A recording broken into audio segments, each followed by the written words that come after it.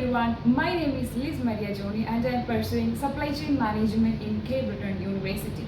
Today, we the 6 members of Lemon Group are here going to present about how the Gulf countries are the perfect fit for doing petroleum business.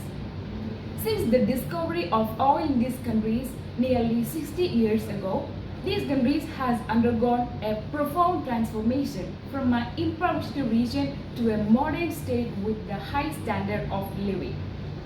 They have an open economy with a high per capita income and a sizable annual trade surplus.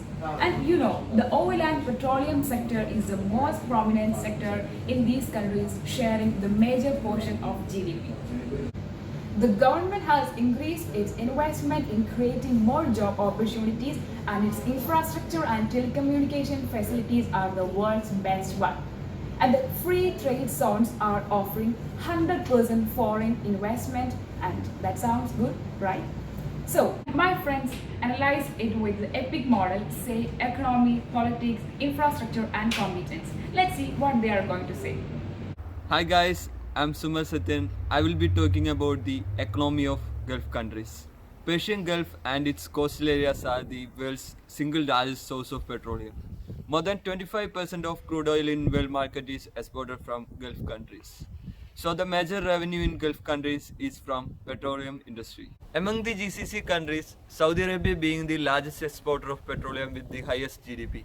A recent study by World Bank shows that the GDP growth rate in GCC region is expected to have a rise from 2.1 to 3.2 in 2020. While talking about the trades and tariffs, the tariffs are very low in Gulf countries, which will attract the FDI flow. The real effective exchange rate is very stable in GCC region because of the unlimited supply of low-wage workers from Asia, and this prevents the cost-pull inflation. And that's all about economy in a big structure. Hi everyone, my name is Ramjit. I'm going to share some of the political factors of Gulf countries.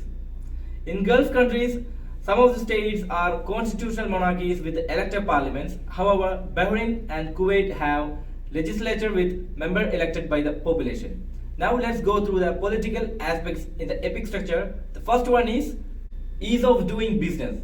In the case of ease of doing business, the analysis revealed that the Kuwait, UAE and Saudi Arabia had improved their doing business ranking position significantly from 2017 to 2018. The UAE was ranked 11th position in 2019. The World Bank report makes mention of reforms undertook by the UAE last year.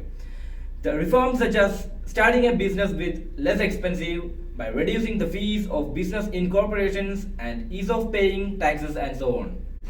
Let's move on to the next factor, that is legal and regulatory framework. Gulf countries are implementing a fair legal system which is the most efficient in the world. The rules are very strict, therefore the Gulf countries do not tolerate corruption and make everyone accountable for such deeds, whether private or public sector. The next aspect is political stability. Actually, in Gulf countries, they do not have a positive political stability. Even if it is so, this will not affect the purchasing of oil and gases from Gulf countries to some extent. And the last factor in politics is intellectual property rights. Most of the Gulf countries have separate national laws which regulates intellectual property protection. When it comes to global ranking, UAE ranked higher than Saudi Arabia with 22. However, Saudi Arabia ranks ahead Kuwait with 41. Therefore, the intellectual property rights in Gulf countries almost in a safe zone. Hi guys, I'm Justin. Let's talk about the general infrastructure of Gulf countries. The Gulf is developing a new foundation resources at a powerful pace. It doesn't experience the ill effect of disintegrating foundation, in part because the Gulf region had little framework to talk about 50 years back. The Gulf has been spending more infrastructure development like airport, ports, roads, water, and so on. Initially, the advancement of infrastructure in the region was founded off the back of the primary oil and gas production during the 1960s. The reason oil boom generated a large volume of revenues for the GCC countries like Bahrain, Oman, Kuwait, Qatar, and UAE and Saudi Arabia. Most oil and gas production in the GCC is concentrated in Saudi Arabia's eastern province, Qatar, Abu Dhabi, and Kuwait. Dubai International Airport is a significant center point air terminal and handles more than 88 million travelers in 2017, just as over 2.65 million tons of payload. Qatar intends to spend a normal 10% or a greater amount of its GDP of building foundation in anticipation of the World Cup. Hi there, it's me Melvin Varghese. I would like to talk about competency of epic structure. The main competency of GCC Union is adaptation of skilled workforce from foreign countries. This outsourcing strategy aided Gulf region attain advanced technical and innovative reformation. Majority of youth in GCC are well educated and the council is mainly focused maximize the state income by providing quality training to citizens with higher automation rate. Middle East played a vital role of upstream oil export industry in which they expanded 33% by 2017 at an average rate of 7.5% a year.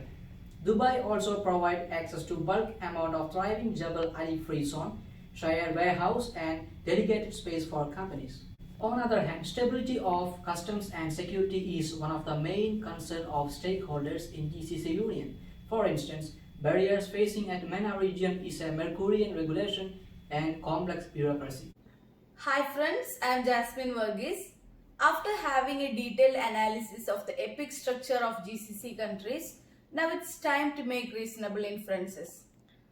In a detailed analysis of economy, which is E in epic structure, it's clear that they have a huge potential for future growth and petroleum products stands as their major pillar and stimulator of growth.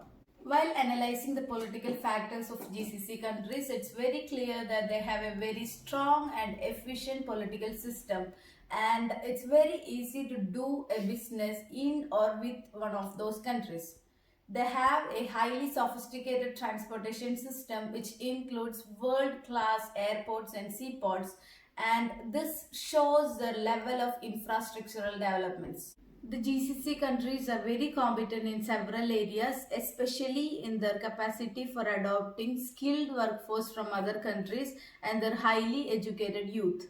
Now it's clear that GCC countries can be titled as one of the monopoly giants in petroleum products with unbeatable and unique specialities. So now it's your discretion to think of the best deal of petroleum with one of these countries.